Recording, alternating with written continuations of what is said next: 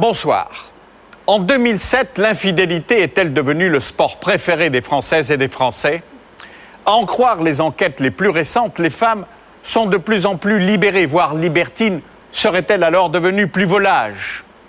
Pour tenter de comprendre ce qui se passe dans l'intimité de la vie des couples, deux de nos journalistes, Albert Bobotte et Jean-Michel Canovas, ont rencontré des hommes et des femmes anonymes ou célèbres, mariés ou non, divorcés ou en passe de l'être, certains assumant leur infidélité, d'autres la subissant ou n'y attachant pas d'importance. Ça fait désordre. Le président de la Banque mondiale, l'américain Paul Wolfowitz, obligé de présenter ses excuses devant la presse pour avoir augmenté très fortement le salaire d'une de ses collaboratrices, mais qui n'était autre que sa maîtresse. Le conseil d'administration de la banque doit maintenant décider de son avenir. D'ores et déjà, les employés, eux, réclament sa démission. Qu'est-ce qui pousse l'homme ou la femme mariée à être infidèle ? Où, quand et comment sont-ils adultères ? Laure, ce qui vous inspire de nouveaux jeux coquins ? Les jouets de mes enfants. Attendez 2 secondes là, parce que...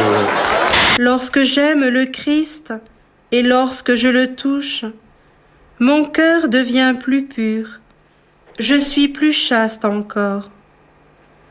De la virginité, le baiser de sa bouche m'a donné le trésor. Ça, pour moi, Bernard, c'est le coup de la journée, peut-être même le putt de la semaine. Oui, absolument. L'image de l'approche de Tiger Woods il y a quelques années, le numéro 16. C'est super coup. Josh a 24 ans, il est ceinture noire, 3e dan. Il déteste les filles qui ont des poils sur le visage et se fait caca dessus quand il est nerveux. Je vais dire le P. Il n'y en a pas. Cela dit, vous l'avez senti au moment où vous l'avez dit. Hein. Oh, ça se fait pas. Mais non, mais c'est vrai, ne prenez pas. Nous passons à la politique en commençant par cet article du Canard enchaîné. Nicolas Sarkozy s'est engagé, selon cet article, en échange de son soutien, à éviter tout retour de flamme judiciaire au président Jacques Chirac après la fin de son mandat.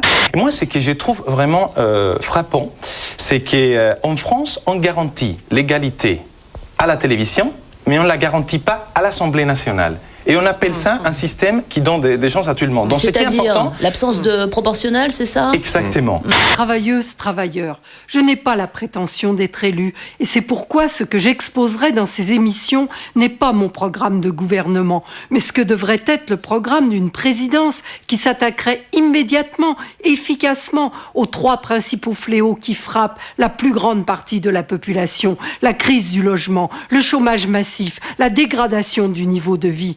Le financement de ces mesures est parfaitement possible. Il reposerait sur une augmentation sélective des impôts, ne touchant que les revenus très élevés.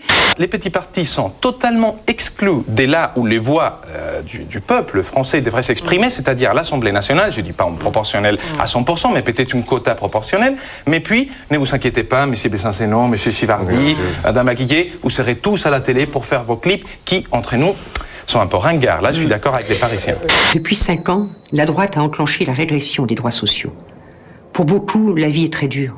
Pour la jeunesse, trouver un travail, une bonne formation, c'est le parcours du combattant.